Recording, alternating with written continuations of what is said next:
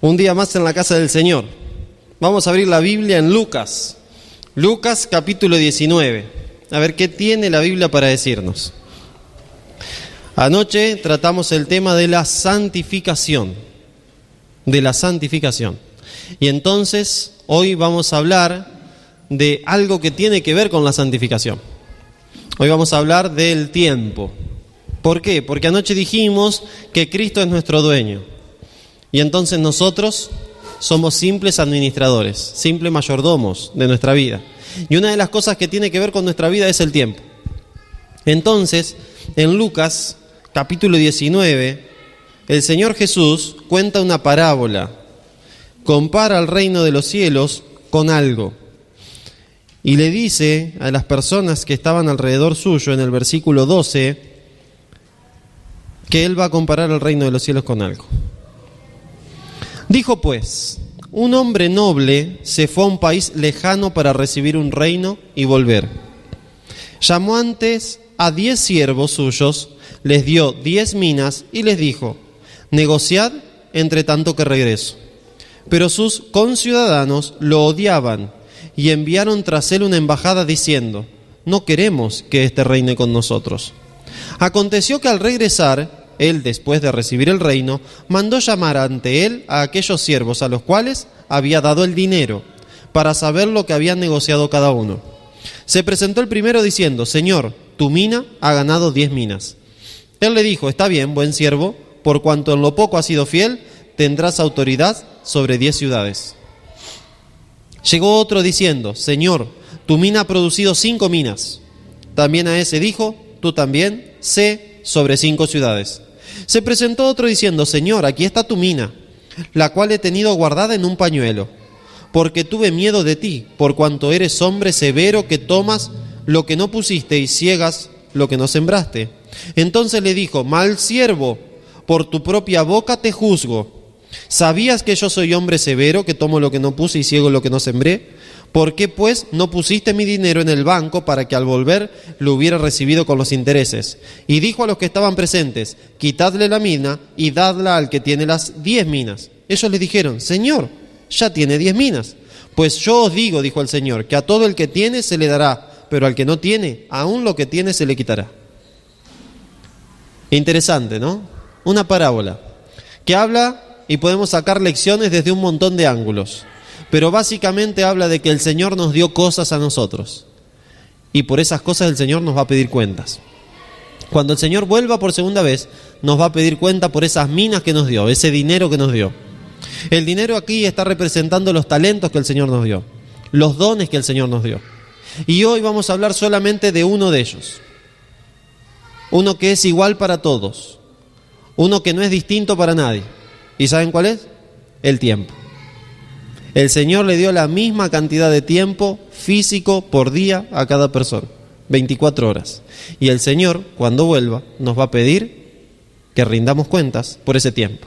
Antes de seguir con el estudio, oramos, ¿les parece? Vamos a orar. Querido Padre y Señor que estás en el cielo, santificado sea tu nombre. Gracias, Señor, por todas tus bendiciones. Gracias por tu palabra y gracias, Señor, por esta parábola. Señor, ayúdanos en esta noche a entender tu palabra, a comprenderla, que tu Espíritu Santo habla a nuestra mente y nuestro corazón, que todo cuanto hagamos y digamos sea conforme a tu voluntad y que podamos salir de aquí transformados por tu palabra y por tu Espíritu Santo. En el nombre de Jesús, amén.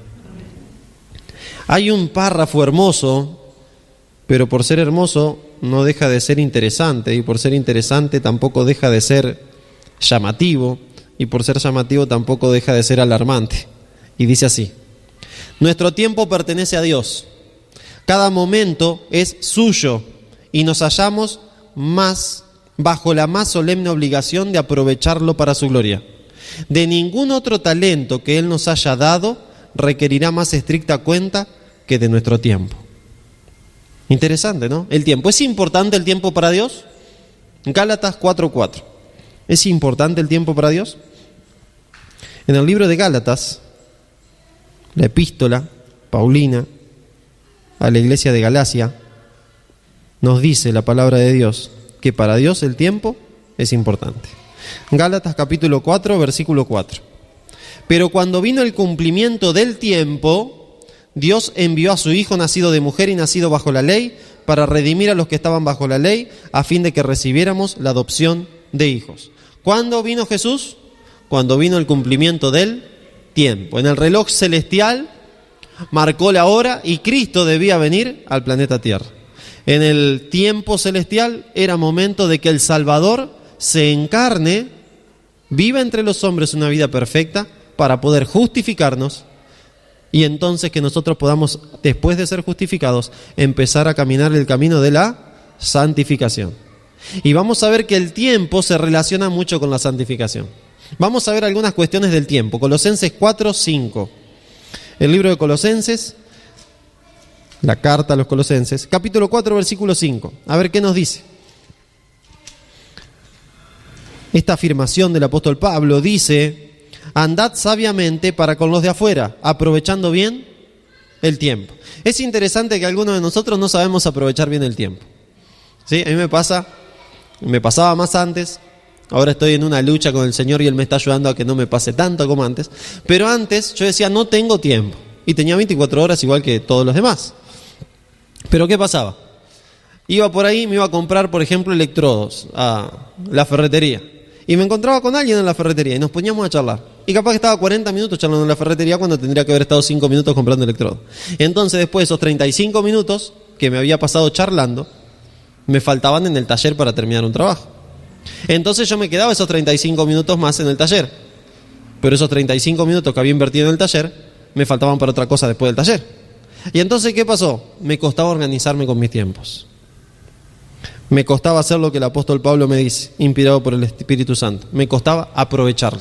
Y también me costaba aprovecharlo porque era un desorganizado.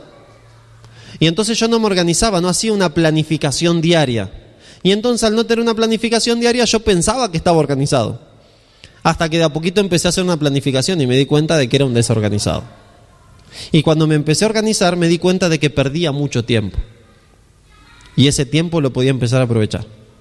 Hace unos años empecé a hacer algo para aprovechar el tiempo. El otro día le comentaba a una hermana nuestra lo que hacía y le decía que puede hacer lo mismo. Cada vez que voy a cargar gas, por ejemplo, a la estación de GNC con el auto, me llevo un libro. Adentro del auto tengo revistas y libros. Y hay veces que hay 4 o 5 en la cola. Antes, ¿qué pasaba? Tenía que esperar unos 20 minutos, 25, hasta que pasaban los 4 o 5. Y mientras me ponía a mandar algún mensaje de texto, me ponía a pensar cualquier cosa. Ahora no, en ese tiempo que tengo muerto, que no puedo hacer nada porque tengo que esperar, sí o sí, me pongo a leer. Y hay varios libritos que ya leí esperando en la cola de la GNC. Cuando me voy a pagar algo, me llevo la tablet. Antes de tener la tablet, que hace poco que la tengo, me llevaba un libro. Y entonces, si tenía que esperar una cola de un banco, una cola de un pago fácil, ¿qué hacía? Me ponía a leer. Y entonces, en esos momentos muertos, aprendí a aprovecharlo. Y ahora, tristemente, perdí un montón de años de esos momentos muertos. Pero no me iba a masacrar solo diciendo, ¡uy, todos los años! No, me voy a preocupar por el ahora. Ahora tengo en cuenta eso y cada momento muerto trato de aprovecharlo para algo potable, algo lindo. ¿Sí? Hay un versículo interesante también en Apocalipsis, capítulo 2, versículo 21, que habla sobre el tiempo. Apocalipsis, capítulo 2, versículo 21. Apocalipsis 2, 21. Y dice la palabra de Dios: yo le he dado tiempo para que se arrepienta, pero no quiere arrepentirse. Dice el Señor, yo le di tiempo para que se arrepienta, pero no quiere arrepentirse. Interesante, ¿no? El Señor nos da tiempo también. El Señor tiene 2 tiempos de gracia, podríamos decir. 2 tiempos. El primer tiempo de gracia es el tiempo de gracia general, ¿sí? Y el tiempo de gracia general se les determina a todos los seres humanos que estén vivos sobre el planeta Tierra en un solo instante. Ese tiempo de gracia termina cuando Cristo viene por segunda vez. Y ahí se le termina la gracia a todos. El tiempo que les había dado Jesús para arrepentirse, para volverse a Él, etcétera, etcétera, etcétera, se termina en un solo instante. Según Daniel 1, cuando Miguel se levante. Y se levantará Miguel, el príncipe que está de parte de los hijos de tu pueblo, y será tiempo de angustia, cual nunca fue, desde que hubo gente hasta entonces. Pero en aquel tiempo, dice la palabra de Dios, será libertado tu pueblo, todos aquellos que se hallen inscriptos en el libro de la vida. Entonces va a haber un tiempo terrible sobre el planeta Tierra, según está profetizado en la palabra de Dios, pero ese tiempo terrible solo lo sufrirán aquellos que no quisieron acceder a la gracia divina hasta el momento del cierre de tiempo de gracia. ¿Dónde me dice que tengo un tiempo de gracia? Bueno, en un montón de lados, pero vamos a buscar un solo versículo, Hebreos 9, 27 y 28. Hebreos 9, 27 y 28 nos dice que para todos los hombres se ha estipulado algo. Desde el que pecado entró en el planeta Tierra, hay algo que le corresponde a todos los hombres. Y me dice 9:27, y de la manera que está establecido para los hombres, que mueran una sola vez, y después de esto el juicio, así también Cristo fue ofrecido una sola vez para llevar los pecados de muchos, y aparecerá por segunda vez sin relación con el pecado para salvar a los que esperan en él. ¿Qué me dice acá? Que las personas mueren, y después de esto el juicio. ¿Cuándo? Cuando Cristo venga por segunda vez, lo dice el versículo siguiente.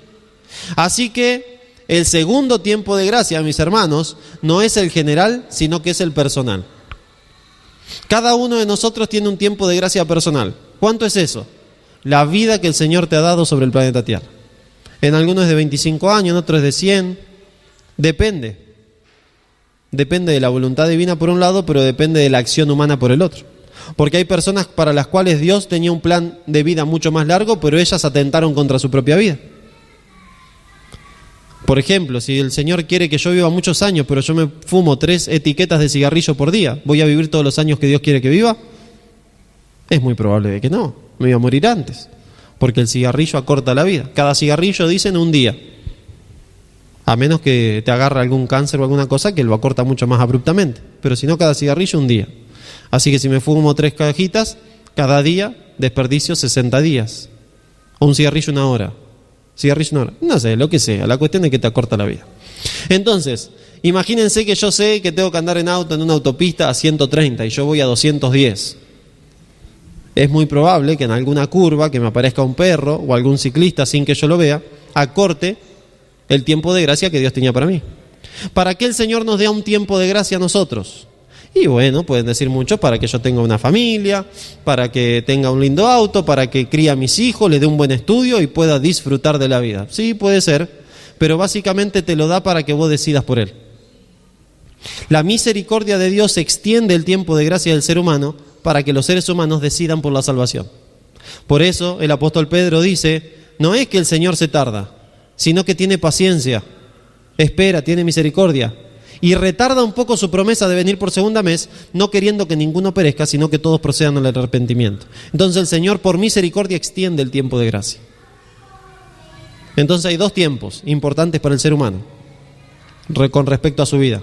Tiempo de gracia personal, hasta donde te morís. ¿Cuántos de ustedes saben cuándo se van a morir? Ninguno. ¿Cuántos saben que se van a despertar mañana? Ninguno. Te puede parecer y podés hasta asegurarlo, ¿no? Roberto hace 50 años que se viene despertando todos los días, ¿no? Todos los días. Se acuesta a la noche y se despierta, se acuesta a la noche y se despierta, se acuesta a la noche y se despierta. Entonces, claro, sí, mañana me voy a despertar, puede decir él. Pero nadie se lo asegura. Les conté la experiencia de un compañero mío, una triste experiencia.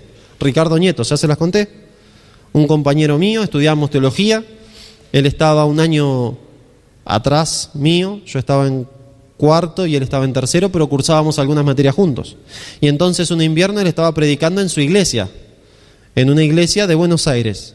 11:45 de la mañana, hizo así, le agarró un dolor en el pecho, se cayó y murió detrás del púlpito, de un paro cardíaco. 25 años, su esposa también, una nena de 2 años.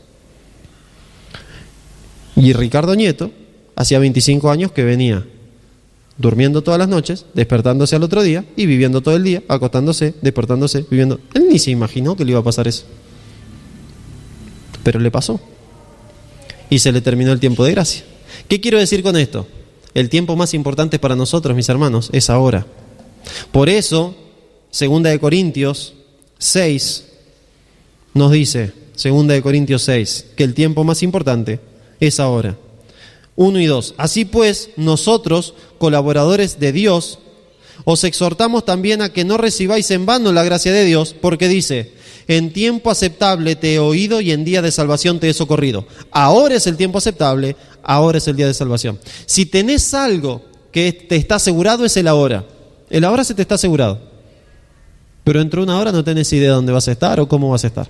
Entonces, si hay que tomar decisiones, tenemos que hacernos el hábito como cristianos de tomar decisiones cuando hay que tomarlas, en el tiempo correcto, en el tiempo justo. ¿Cuándo? En el momento que el Señor impulsa mi mente a pensar que tengo que decidir por algo, si estoy seguro de que es la voluntad divina, avanzar por ahí.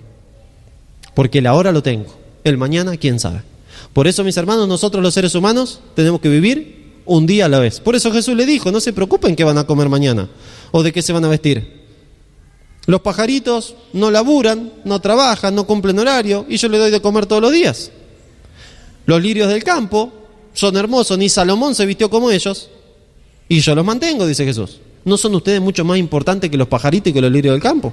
Entonces no se preocupen, vivan cada día, un consejo del maestro. Y entonces, ¿cómo hacer? Bueno, enfocarme en este día hasta que me acueste. ¿De hacer qué? La voluntad divina. ¿Y qué más? Organizarme en el tiempo. Porque el Señor me va a pedir cuenta de esa mina que me entregó, de ese dinero que me entregó, o sea, de los dones y talentos que me dio. Entre ellos, el tiempo. ¿Pero qué es el tiempo? Bueno, un famoso teólogo, Agustín de Hipona, más conocido como San Agustín, dijo una vez: si me preguntan qué es el tiempo, yo sé qué es el tiempo. Pero si alguien quiere que le diga qué es el tiempo, no sé cómo explicárselo. ¿Qué es el tiempo? Bueno, el diccionario dice que es la duración de las cosas sujetas a cambio. Otra definición de diccionario dice que es el proceso en el cual las cosas cambian. ¿Qué es el tiempo? Hay algunas apreciaciones incorrectas que nosotros tenemos. Una de ellas es: el tiempo vuela. No, los pájaros vuelan, los aviones vuelan. El tiempo no vuela. ¿Pero por qué decimos que el tiempo vuela? Y porque es más fácil decir el tiempo vuela que lo que yo quería hacer en una determinada prolongación de tiempo, no lo pude hacer. Pensé que iba a llegar, no llegué, y entonces ¿qué pasó?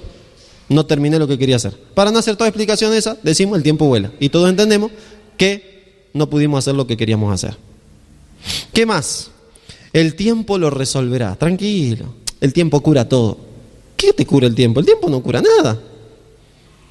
Sí, mirá, si vos te lastimás y te cortás, el tiempo cura todo porque con el tiempo se te cicatriza. No se te cicatriza con el tiempo, se te cicatriza con las células tuyas y todo tu cuerpo que está trabajando para que se cicatrice, pero el tiempo no te lo cicatriza.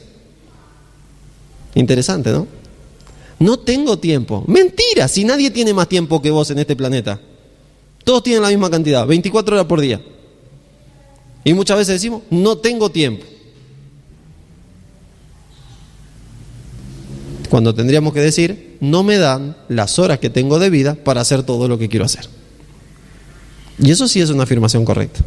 Y entonces, ¿qué tenemos que decir en tanto al tiempo? Bueno, lo que tengamos que decir nosotros, la verdad que no importa. Pero ¿qué tiene que decir la Biblia en tanto al tiempo? Bueno, vamos a ir a Eclesiastés. El libro de Eclesiastés lo escribió el hombre más sabio que existió sobre la tierra, el sabio Salomón. Así que si algo escribió, tenemos que prestarle atención. El libro de Proverbios nos dice que le tenemos que prestar atención a las canas, a los viejos, a los sabios. Y si de sabios hablamos, nos encontramos con Salomón. Y en Eclesiastés capítulo 3, versículo en 1 del adelante, nos dice la palabra de Dios. Bueno, déjenme explicarles que Salomón fue sabio porque el Espíritu de Dios lo capacitó, ¿no? No era ningún Einstein, era mucho más sabio que Einstein, pero era porque tenía una sabiduría que había venido del cielo, ¿sí? E inspirado por el Espíritu Santo, como todos los autores bíblicos, dice: todo tiene su tiempo y todo lo que se quiere debajo del cielo tiene su hora. Tiempo de nacer y tiempo de morir. Tiempo de plantar y tiempo de arrancar lo plantado. Tiempo de matar y tiempo de curar. Tiempo de destruir y tiempo de edificar. Tiempo de llorar y tiempo de reír. Tiempo de hacer duelo y tiempo de bailar. Tiempo de esparcir piedras y tiempo de juntar piedras. Tiempo de abrazar y tiempo de abstenerse de abrazar. Tiempo de buscar y tiempo de perder. Tiempo de guardar y tiempo de tirar. Tiempo de rasgar y tiempo de coser.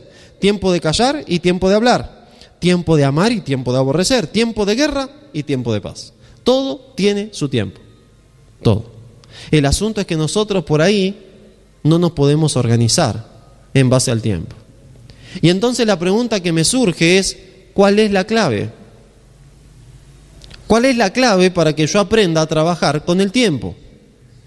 ¿Cuál es la clave para que yo me aprenda a organizar con el tiempo? ¿Cuál es la clave? Y la clave, mis hermanos, está en Romanos 12:2, entre otros versículos.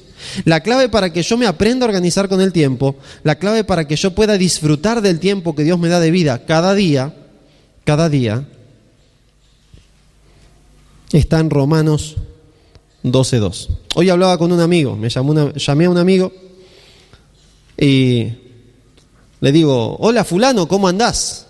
Y él me dice, bien, dice, como vos cuando eras pobre. Oh, le andás de 10 entonces. Y sí, me dice. ¿Qué quiere decir el dicho cuando eras pobre? Bueno, el que conoce el cuento de la Andricina, del santiagueño que se encuentra con el porteño, y el santiagueño está sentado y recostado sobre la sombra de un árbol, y el porteño, que era un tipo empresario, le dice, ¿y qué está haciendo acá usted? Y nada, le dice, estoy descansando. ¿Y esas ovejitas que están ahí? Son mías. Dice, ¿y usted no pensó en tener más ovejas? ¿Y para qué? Y porque si tiene más ovejas, después puede tener más cría la oveja. ¿Y para qué? Y porque si tiene más cría las ovejas, puede tener más lana. ¿Y para qué? Y porque al venderla, con esa plata que saca la lana, puede comprar más ovejas. ¿Y para qué? Y bueno, para hacer una empresa gigante. ¿Y para qué? Y para que cuando tenga una empresa gigante, usted puede tirarse y descansar mientras usted tiene la empresa gigante. Y si yo ya lo estoy haciendo, dice, no necesito la empresa gigante. ¿Por qué? Porque una persona que poco tiene pocas responsabilidades también, ¿o no? Entonces, por eso era el chiste que me hacía el hombre y me decía como cuando vos eras pobre. Yo me acuerdo cuando tenía solo zapatillas, estaba más contento a veces, algunos días.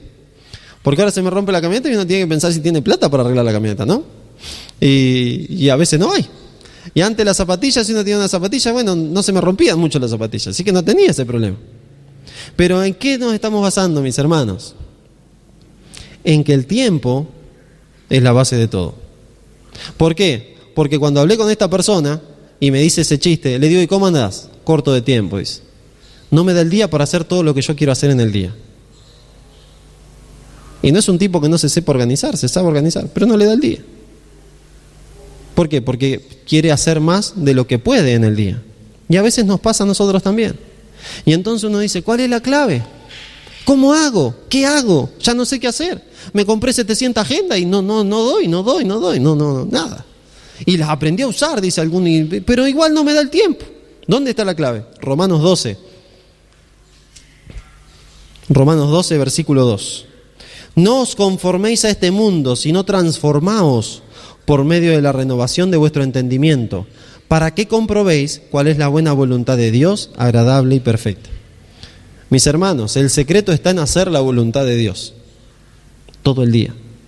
Si nosotros tenemos una conexión viva en un proceso de santificación con el Señor y logramos saber cuál es la voluntad de Dios para mi vida en ese día y en mi vida completa, lo que estaré haciendo en cada parte del día es la voluntad de Dios.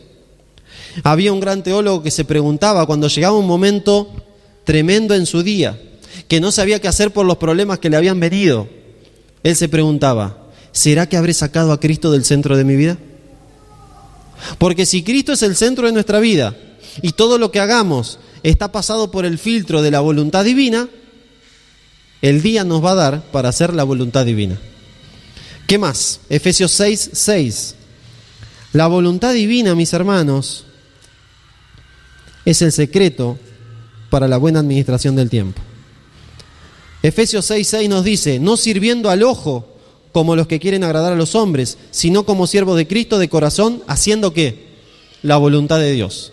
Hay veces que perdemos tiempo haciendo un montón de cosas simplemente porque queremos que otro vea que estamos haciendo eso que estamos haciendo.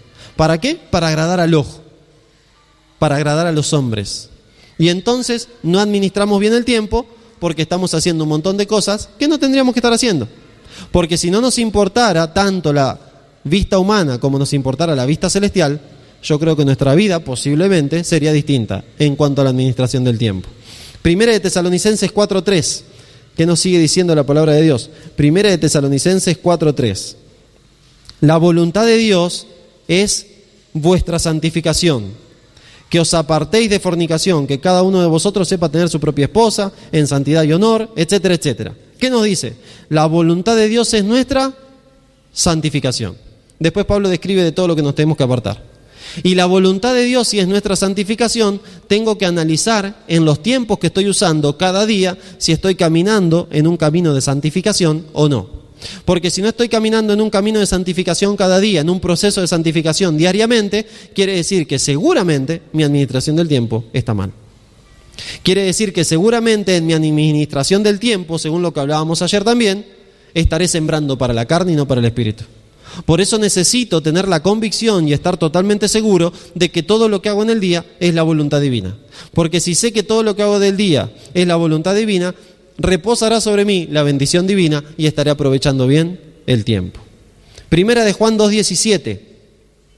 Primera de Juan 2:17. Miren qué versículo interesante este. Y el mundo pasa y sus deseos, pero el que hace la voluntad de Dios permanece para siempre. Hablando de tiempo, la eternidad. ¿Quién llegará a la eternidad? ¿El que hace un montón de cosas en el día? No. ¿Quién llegará a la eternidad? El que haga la voluntad de Dios. Y si hago la voluntad de Dios, esa voluntad de Dios en mi vida hará que yo aproveche bien el tiempo. Porque si es la voluntad de Dios, indudablemente estoy aprovechando bien los dones que Él me dio. Porque los dones que Dios me dio, me los dio ¿para qué? Para que yo haga su voluntad. Cada uno de nosotros tiene un llamado, mis hermanos, de parte del Señor. Cada uno de nosotros tiene un propósito que el Señor le quiere dar si es que no lo conocen todavía. Y para cumplir ese propósito, Dios te capacitó de herramientas. Esas herramientas son los dones que Dios te dio. Y entonces, dentro de esos dones, hay un don que el Señor nos lo dio a todos por igual, que es el tiempo diario, 24 horas por día.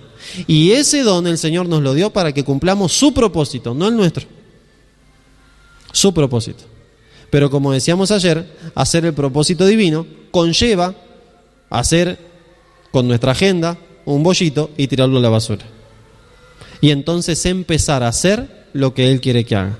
Hay un concepto que tocábamos en Apocalipsis y es el consejo de arrepentimiento.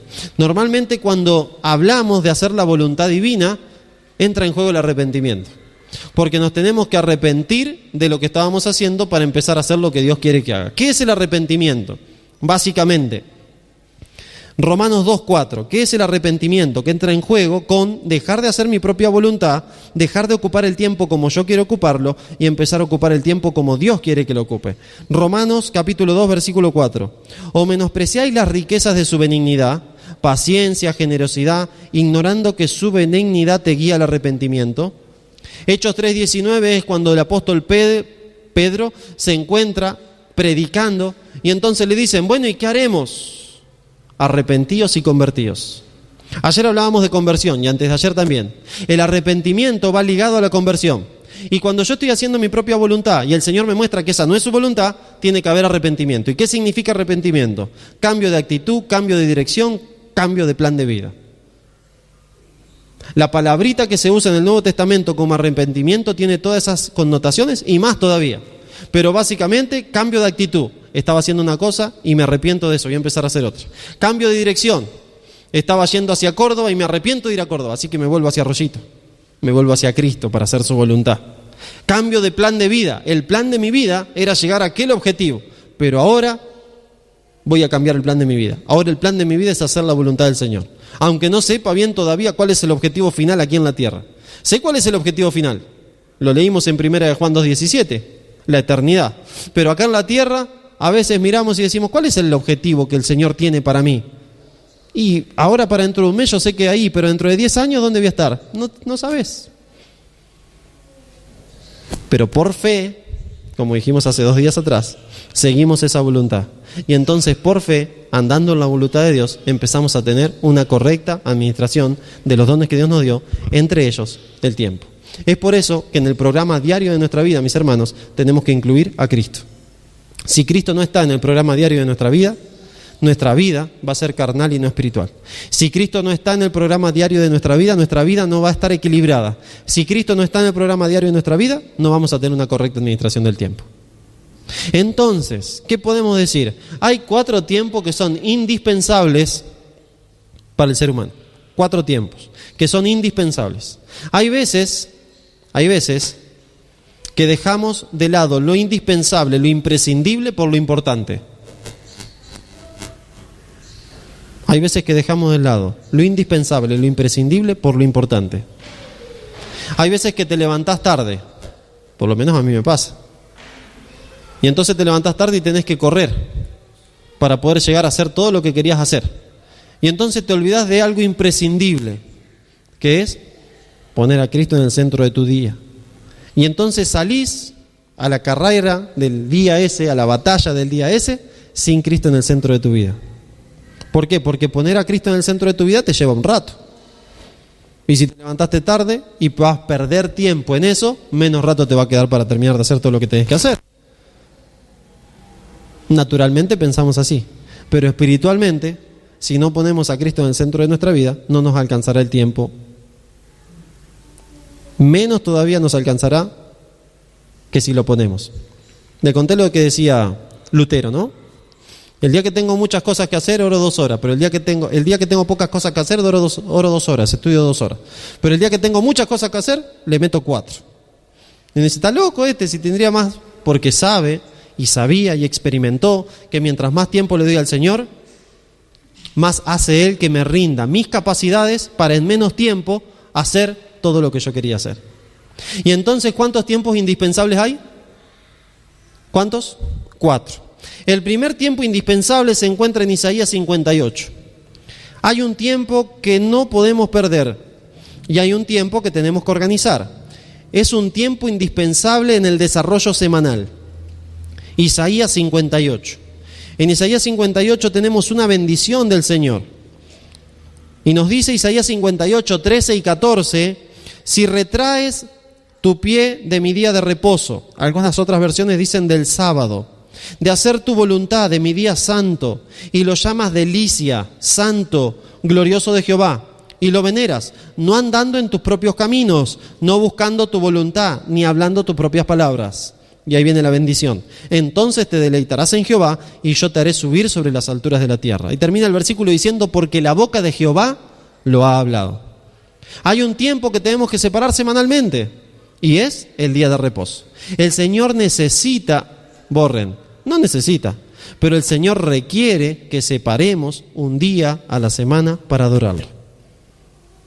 El Señor requiere que separemos este día de adoración, que es el sábado, según Génesis 2.3, según Éxodo 20, versículo del 8 al 10, y otros versículos más, para adorarlo. Y hay que organizarlo. ¿Por qué? Porque el Señor requiere que en ese día santo de adoración no hagamos nuestra propia voluntad, no hablemos nuestras propias palabras, no caminemos por nuestros propios caminos. Y para eso necesito organización. Y en ese día de reposo, hay algún día les voy a compartir, tengo un archivo de una revista, salió un artículo, no me salía la palabra artículo, tengo un artículo de una revista teológica que se llama Las 7 dimensiones del reposo sabático, hecho por el teólogo Richard Davidson, en la cual comenta los 7 verbos en hebreo que se usan para reposo. Porque algunas personas piensan que el día de reposo es solo para dormir. Y no es así. El Señor no nos pide que solo durmamos en el día de reposo. Porque si en el día de reposo solo dormimos, cuando venga el Señor te va a pedir cuenta porque ese tiempo no es tuyo. No tenés que seguir solo tus propios caminos. Y bueno, Señor, laburé toda la semana. Quiero dormir 14 horas en el día de reposo porque estoy reventado. Porque total, el sábado fue hecho por causa mía y yo necesito dormir. Pero el día de reposo no se hizo para dormir solamente. Claro que tenemos que tener un buen descanso. Pero también se hizo para otras cosas. Pero hoy no estamos hablando del día de reposo. Entonces ya se lo voy a pasar al archivo a los que quieran para que los puedan estudiar. Pero hay un día, mis hermanos, especial en la semana, el cual lo tenemos que apartar para la adoración hacia Dios y apartar para uso especial. Y eso es buena administración del tiempo. Y para separar ese día como buena administración del tiempo, me tengo que organizar toda la semana sabiendo que llega el día de reposo. Para organizar bien los tiempos. Porque si no, ¿saben lo que le pasa a alguna gente? El día de preparación, que se le llama el día antes al día de reposo, corren como locos y el día de reposo uno termina filtrado, reventado. No sirve para nada. ¿Por qué? Porque no tuvo la organización correcta durante toda la semana para llegar contento, relajado, feliz al día de reposo. ¿Cómo hacemos eso? Organizándonos. ¿Con quién? Con la ayuda del Espíritu Santo. Algunos pueden decir, y yo no me sé organizar. Pero en Santiago nos dice el Señor que el que requiera sabiduría se la pida a Dios, quien da a todos abundantemente sin reproche. Entonces, si no te sabe organizar, pedile al Señor que te dé sabiduría. Pero tampoco te quedes con eso. Metete en Google y busca ¿cómo me puedo organizar? Y ahí te van a salir un montón de formas. Busca agenda semanal y ahí te van a salir un montón de agendas. Y entonces agarrá, imprimite alguna, andate a un ciber, imprimila y empezá a organizarte. Día por día, las actividades de ese día, hora por hora. Y no es que hay una sola forma de organizarse, hay varias formas de organizarse. No es lo mismo organizarse para un oficinista que para un albañil, no es lo mismo. Necesitan dos métodos distintos. ¿Por qué? Porque tienen dos trabajos distintos. Tienen dos vidas distintas. No es lo mismo organizarse para un panadero, como tenemos acá, que para un comerciante. Porque el comerciante trabaja a la mañana y a la tarde, y el panadero se la pasa toda la noche trabajando, después tiene otros horarios. Entonces no es lo mismo. Y aparte la organización de cada uno depende también de su familia. Porque supónganse en un matrimonio que trabajan los dos. No es lo mismo organizarse en un matrimonio que solo trabaja uno que en un matrimonio que trabajan los dos. Pero necesitamos capacitarnos en esto. Porque es el don que Dios nos dio a todos por igual. Y el Señor nos va a pedir cuenta. Primer tiempo indispensable, un día a la semana. El día especial que Dios eligió. Segundo tiempo indispensable, el culto personal. Job 1:5. Los tres tiempos indispensables que restan son para el día. Son tiempos que tenemos que dedicar todos los días. Un momento. En Job 1:5 me dice la palabra de Dios que Job se levantaba de mañana y ofrecía holocaustos conforme al número de todos sus hijos, porque decía Job, quizá alguno habrá pecado, entonces yo le iba a pedir perdón al Señor, y esto mismo hacía cada vez. Job tenía un culto especial, cada mañana. Y nos describe la Biblia, al Job había en la tierra de Uz, capítulo 1, versículo 1, un hombre llamado Job, y era este hombre perfecto y recto, temeroso de Dios y apartado del mal. En Ezequiel 14, versículo 14, me dice que hay tres hombres que no hubo otros como ellos en la tierra: Noé, Daniel y Job. ¿Y Daniel qué hacía también? Vamos al libro de Daniel, Daniel 6:10. Daniel, capítulo 6, versículo 10. Me dice la palabra de Dios, en Daniel 6:10, cuando Daniel supo que el edicto había sido firmado, entró en su casa, abiertas las ventanas de su habitación, se arrodillaba 3 veces al día, oraba y daba gracias delante de su Dios, como solía hacerlo antes. Así que, ¿qué hacía Daniel? Todos los días dedicaba un tiempo a la oración. Todos los días dedicaba un tiempo de culto personal. ¿Y quién más hacía esto? Bueno, un montón, pero vamos a Marcos, capítulo 1, versículo 31, nuestro mejor ejemplo. Cristo Jesús. ¿Qué hacía Jesús? Entonces Él se acercó. No era Marcos 1:35. Me equivoqué de referencia. Pero la palabra de Dios en Marcos dice que Jesús se levantaba muy de mañana, siendo todavía oscuro, e iba a orar con su Padre. Entonces, ¿qué me dice esto? Estos 3 ejemplos. Busqué 3 nomás para no hacerlo demasiado largo. Estos 3 ejemplos, ¿qué me dicen? Que necesito un culto personal. Todos los días necesitamos sacar un momento del día, y sería preferiblemente de mañana temprano, antes de irnos a trabajar, para poner a Cristo en el centro de nuestra vida. Porque necesitamos poner a Cristo en la planificación diaria. Y entonces, si yo pongo a Cristo en el centro de mi vida y le pido al Señor que guíe mi día, mi organización para hacer su voluntad y que Él me organice la vida en ese día, indudablemente voy a tener una correcta administración del tiempo. Porque si Cristo guía mi vida, ¿qué mejor que eso? Si vivo en el Espíritu en ese día, con el Espíritu de Cristo dentro mío, ¿qué mejor que eso para administrar mi tiempo? Hay un párrafo hermoso que dice lo siguiente: mientras más se asocie con su Maestro a través de la contemplación de su vida y carácter, mientras más cercano, más se asemejará a Él y estará mejor calificado para enseñar sus verdades. Cada rasgo de la vida del gran ejemplo debe ser estudiado con cuidado y mantener una conversación íntima con Él a través de la oración de viva fe. Así el carácter humano defectuoso será transformado a la imagen de su glorioso carácter. Así el Maestro de la verdad estará preparado para llevar las almas a Cristo. ¿Qué me dice? Que si yo contemplo a Cristo todos los días a través de su palabra, me iré transformando cada día. Cada día su palabra me irá asemejando ¿a quién? A Cristo, porque somos transformados por la contemplación. Pero si yo no me programo eso, lo más probable es que no lo haga.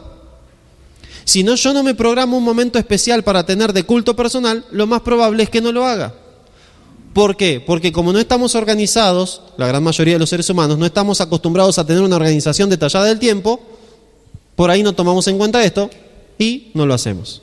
Pero si yo le pido al Espíritu Santo que me ayude a organizar bien mi tiempo y digo, cada día, desde esta hora hasta esta hora, desde este minuto hasta este minuto, voy a dedicar para estar a solas con Jesús, para estar a solas con Dios, para estar orando a Jesús, para leer su palabra y que Él me muestre cuál es su voluntad para mi vida y organice mi vida, indudablemente tendré una correcta administración del tiempo. Primer tiempo indispensable, un momento semanal, un día a la semana. Segundo momento indispensable, dentro del día, un momento con la palabra de Dios y con Dios. En ese momento tiene que haber una comunicación ascendente y descendente. La comunicación ascendente es mi oración, asciende al cielo. La comunicación descendente es Dios comunicándose conmigo a través de su palabra. A través de su palabra. Tercer momento especial, tercer tiempo indispensable, el culto familiar. Primera de Reyes 18, ¿qué me dice? Primera de Reyes 18. En el libro de Reyes, en el primer libro de Reyes, capítulo 18, aparece un episodio muy interesante. El pueblo de Israel se había separado de Dios, se había apartado de Dios.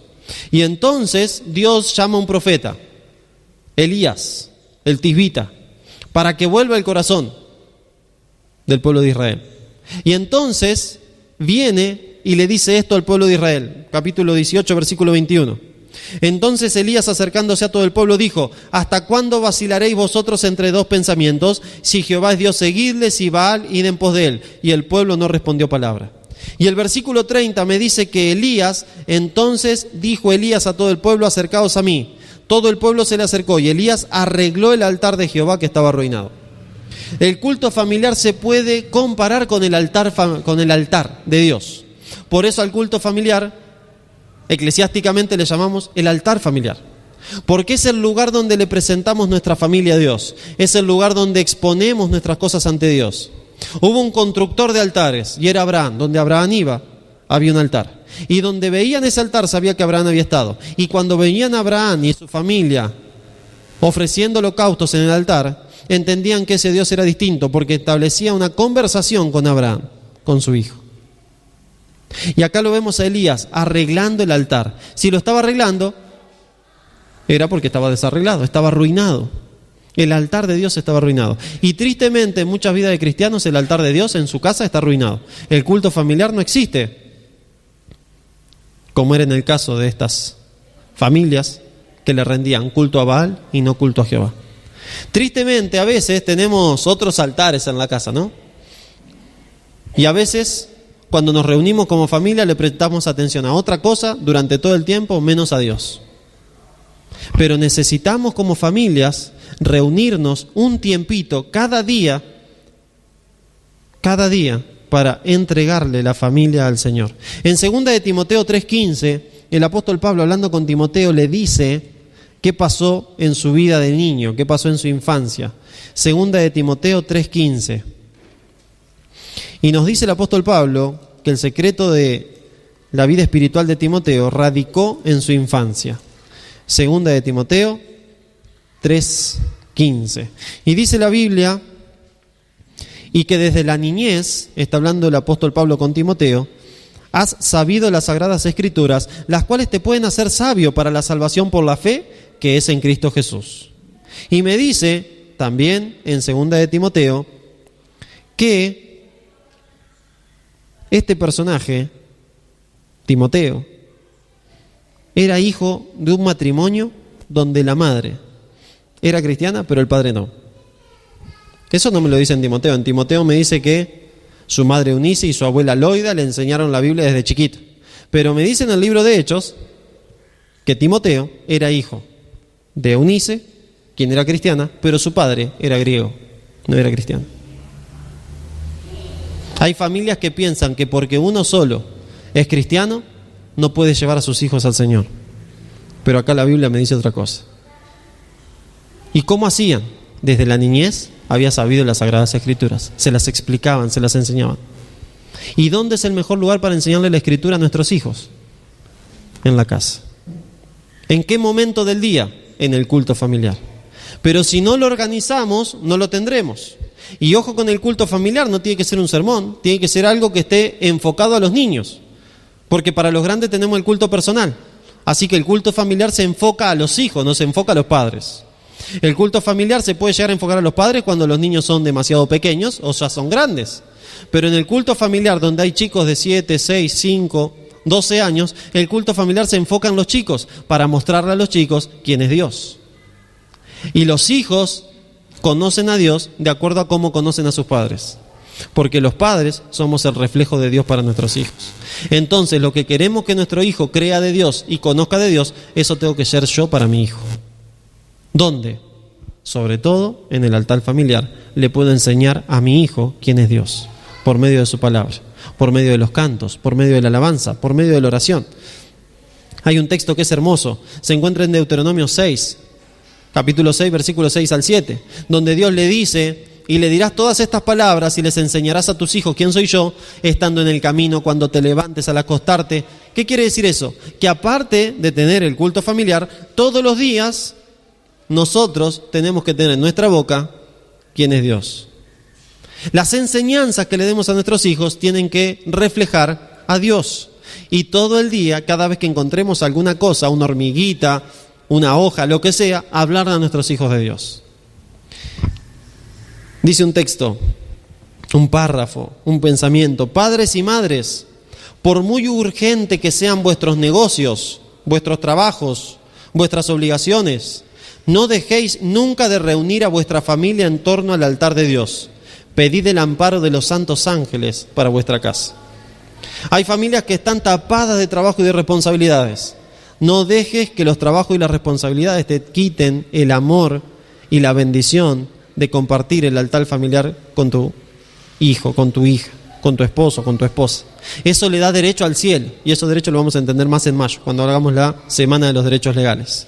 Pero ¿qué pasará si en tu vida y en tu familia destinas un tiempo semanal, un tiempo personal para relacionarte con Dios, pero también un tiempo familiar, en el altar familiar? ¿Qué me dice el libro de Reyes, donde estábamos recién? ¿Qué pasó cuando el altar de Jehová fue arreglado? Primera de Reyes 18. Y me dice la palabra de Dios que cuando el altar de Jehová fue arreglado, el versículo 36, cuando llegó la hora de ofrecer el holocausto, se acercó el profeta Elías y dijo: Jehová, Dios de Abraham, de Isaac y de Israel, sea hoy manifiesto que tú eres Dios en Israel, que yo soy tu siervo y que por mandato tuyo he hecho todas estas cosas. Respóndeme, Jehová, respóndeme, para que conozca este pueblo que tú, Jehová, eres el Dios y que tú haces que su corazón se vuelva a ti. Y entonces, ¿qué pasó? Cayó fuego del cielo, el Señor respondió y se quemó todo el holocausto, se quemó las piedras, se quemó el agua, se quemó todo. Y los corazones del pueblo volvieron a Jehová.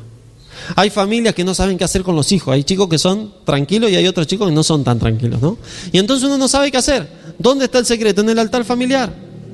Porque ahí en el altar familiar uno se lo presenta al Señor y le dice: Señor, volvé el corazón de mi hijo hacia ti. Y yo he visto familias que han empezado a hacer el culto familiar y el culto familiar le cambió la vida, no solo al matrimonio, sino a los hijos también. Y los hijos que eran petardo, como yo digo con la Elo, ¿no? Es un petardo, Dios. Los hijos que eran petardos se volvieron petardos, pero en las manos del Señor, ¿sí? Porque se volvieron poderosos. Hay un verbo que se llama dinamis, una palabra dinamis en griego, que de ahí viene dinamita, ¿no es cierto? Es poder, es explosión.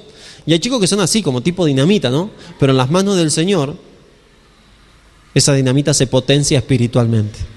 Tercer tiempo indispensable: culto familiar. Cuarto tiempo indispensable: el tiempo misionero. Nosotros no estamos aquí en el planeta Tierra de balde. Nosotros no estamos acá en Arroyito simplemente para vivir, hacer nuestra vida, crear nuestra familia, tener el auto, tener la casa, la bicicleta, la zapatilla, lo que sea, y listo, se terminó la vida. No. El Señor nos puso y nos llamó con una misión, para todos los días esa misión. ¿Y cuál es? La misión de mostrarles a otros el camino a la salvación. Por eso en Mateo 28, 19, el Señor Jesús nos dice: por tanto, id y haced discípulos. Id y haced discípulos. ¿Cuándo? Todos los días. Y para eso me tengo que organizar. Necesito separar un tiempo misionero todos los días. No es que vas a salir todos los días 2 horas a golpear puertas y decirle: ¿Vos sabés que Jesús te ama? No, pero necesitas organizarte para todos los días tener un programa misionero, aunque sea de 10 minutos, aunque sea de 15 minutos. Hacer una tarjetita y entregársela a un amigo. Hacer una oración con alguien. ¿Qué te puede llevar a hacer una oración por alguien? 3 minutos, 5 minutos, no más que eso. Y ya separaste un tiempo misionero en el día. Pero si no lo programás, seguramente no lo vas a tener. Ponete a pensar hoy, ¿hiciste algo misionero? ¿Hablaste de alguien, con alguien, de Jesús? ¿Hiciste una oración por alguien? ¿Le dijiste a alguien, a mí me gustaría orar por vos? Y no te estoy hablando de lo de la iglesia, porque lo de la iglesia ya conocemos, ya somos discípulos. Te estoy hablando de los que no son discípulos, porque dice, id y haced discípulos. Enseñale a guardar todas las cosas que yo te mandé. Enseñale quién soy yo. Enseñale cómo viene hacia mí. Entonces, con la gente que no conoce a Cristo. ¿Hiciste alguna oración por alguien así hoy? ¿Le diste una tarjetita que tenga algún versículo de esperanza? Y acuérdense, mis hermanos, cuando uno va a predicar el evangelio tiene que presentar a Cristo, no la ley de Cristo. Porque aquel que no es espiritual, las cosas del espíritu no las entiende. Ya dijimos que el hombre natural no discierne las cosas que son del espíritu, porque eso solo se entiende espiritualmente. Si yo voy a un hombre natural, lo que le tengo que presentar es a Cristo y el amor de Cristo, primero por mis actos y después en su palabra. Entonces, cada día necesitamos separar tiempo misionero. Marcos 5:19. Cada día un tiempo misionero. Marcos capítulo 5, versículo 19. Cada día hacer un plan, una planificación para llevarle el mensaje de Jesús a otra persona. Pero Jesús no se lo permitió. ¿A quién? Al endemoniado gadareno, el ex endemoniado gadareno. Dice que Jesús vino en la barca, salió un endemoniado que tenía la legión adentro y el Señor lo liberó. Y entonces cuando lo libera y el tipo está sano, en su sano juicio, vestido, porque antes estaba desnudo, le dice, Señor, yo me quiero ir con vos. ¿Y qué dice? No se lo permitió. Le dijo, no, Señor, vos no vas a ir conmigo. Yo tengo un propósito para vos, pero no es que vaya conmigo. Los que tienen que ir conmigo son estos. Ya está su propósito. Vos tenés otro propósito. Ah, sí, Señor, ¿y cuál es? ¿No puedo subirme como a la barca? No, porque ese no es el propósito que tengo para tu vida. Si vos querés hacer tu voluntad, vení conmigo a la barca. Administra tu tiempo como quieras, pero no es mi propósito. Mi propósito es otro. Bueno, Señor, ¿y cuál es tu voluntad? Andate a tu ciudad y andá a contarle a todos quién soy yo. Andate a tu ciudad y empezá a ser discípulos para mí. ¿Qué quiere decir esto? Que la voluntad del Señor, mis hermanos, es que prediquemos el Evangelio. Juan 9:4. Y Jesús nos lo deja bien registrado. Nos dice en Juan 9:4, me es necesario hacer, está hablando Jesús, las obras del que me envió, mientras dura el día. La noche viene cuando nadie puede trabajar. ¿Qué quiere decir esto? Mientras el día dura, mientras tenés tiempo de gracia, mientras las horas del día están desarrollándose, tenés que hacer una organización para que en esas horas del día puedas hacer un trabajo misionero. ¿Por qué? Porque esa es la voluntad del Padre y nosotros no estamos aquí para hacer nuestra propia voluntad, porque no somos nuestros. Fuimos comprados por precio, lo dijimos ayer. Y en el proceso de la santificación está la materia que se llama tiempo para Dios, ¿no? Ahí está el plan de estudio, ¿no? Y en el plan de estudio, el proceso de santificación está tiempo para Dios. Y el tiempo para Dios, también que hay uno semanal, pero también hay diarios. Culto personal, culto familiar, tiempo misionero. Si nosotros no prestamos atención a esto, puede ser que nos desenfoquemos de la vida espiritual. Si nosotros no prestamos atención a esto, puede ser que estemos viviendo un cristianismo falso. Puede ser que creamos que somos cristianos, puede ser que creamos que somos hijos de Dios, pero cuando el Señor venga, nos diga, como el de la mina, ¿no?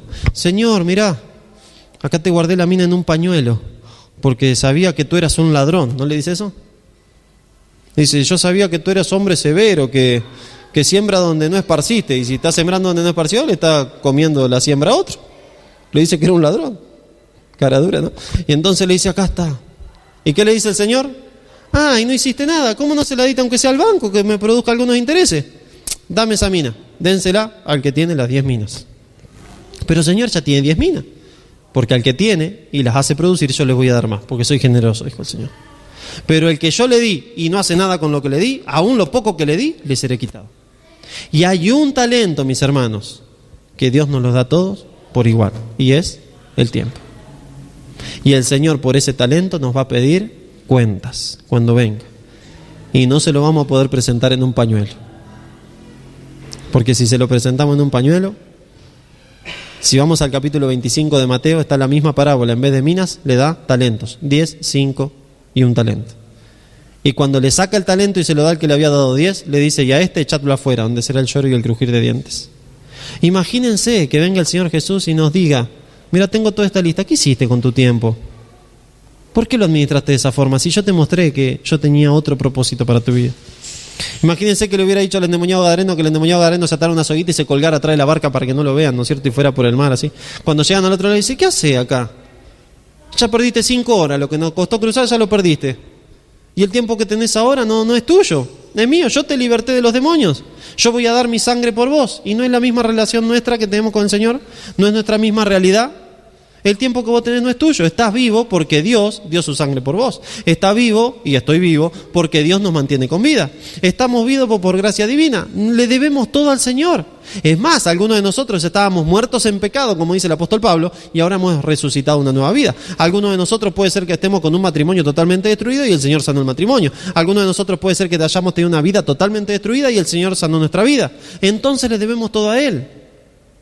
Y entre esas cosas que le debemos es la correcta administración del tiempo. ¿Cómo? Haciendo su voluntad. Vamos a cerrar. Segunda de Timoteo 4:2. Segunda de Timoteo 4:2.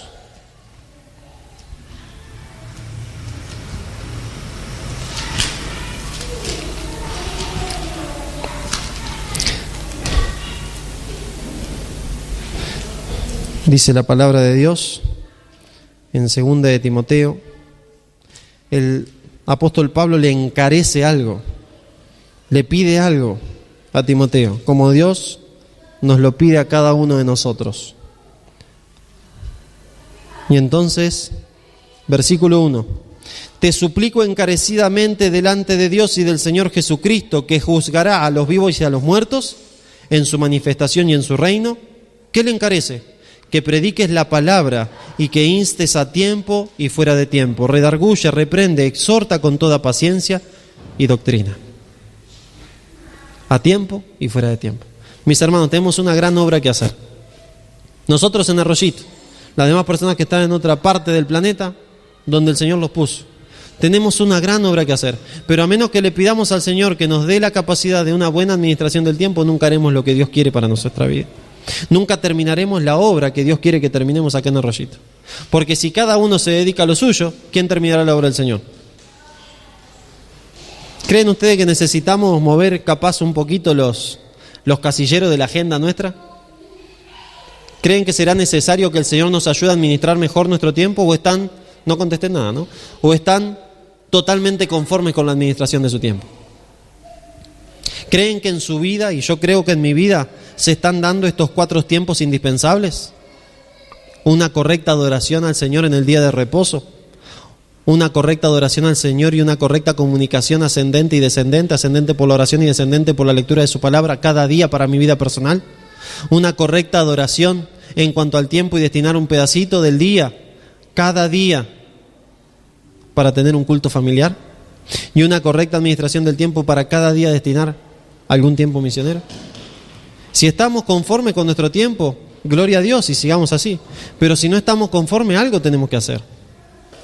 Y yo creo que lo que tenemos que hacer es decirle, Señor, mirá, acá estoy totalmente desorganizado, organizame por favor. Dame ganas, la verdad que con todas las cosas que tengo anotadas para hacer y que ya no me da el día, no me dan ganas de meter el culto familiar o hacer actividad misionera, ya no sé cómo organizarme, no sé cómo hacerlo. Pero bueno, ahí está, hacelo vos por mí. Ayúdame, Señor. Yo voy a poner todo lo que está de mi parte, pero ayúdame a organizarme. Y yo estoy seguro que el Señor los ayudará. ¿Por qué? Porque conmigo lo hizo. Si uno confía en el Señor y le da su vida al Señor, el Señor te organiza la vida. Si uno está dispuesto a hacer su voluntad y no la nuestra. El secreto está en amar al Señor con todo el corazón para hacer su voluntad y no la mía. ¿Les parece al Señor? ¿Les parece a ustedes que le pidamos al Señor que nos ayude a organizar bien nuestro tiempo? Que le digamos al Señor, Señor, quiero destinar cada día un momento para estudiar tu palabra yo solo. Quiero destinar cada día como familia un momento para reunirnos ante el altar familiar y adorarte. Quiero destinar cada día un momento para predicar tu evangelio, para prepararme para dar el mensaje, para prepararme, para cumplir con tu mandato de ir y predicar. Y todas las semanas, Señor, quiero destinar un tiempo especial que es tu día de reposo. El que quiere decirlo está al Señor, póngase en pie y vamos a orar. Querido Padre y Señor que estás en el cielo, gracias. Gracias por tu palabra. Señor, perdónanos porque somos malos administradores. Perdónanos, Señor, porque muchas veces nos desesperamos en nuestra organización personal y no sabemos qué hacer. Pero te pedimos que tú nos organices. Te pedimos, Señor, que por favor organices nuestra agenda diaria, nuestra planificación diaria, para que nosotros cada día podamos tomar estos 3 tiempos para tu gloria y para tu honra. Un tiempo para estudiar la palabra y orar a solas contigo, personalmente. Otro tiempo para reunirnos como familias, para poder ante el altar familiar tener un culto de agrado hacia ti y poder congregarnos para estudiar tu palabra juntos. Y también, Señor, un tiempo misionero, que nos organices. Organiza nuestra vida, Señor, nuestro día, para que sepamos qué hacer y cómo hacerlo misioneramente para ti. Para llevarle el mensaje a otra persona, para orar con esa persona, para charlar con esa persona sobre tu palabra.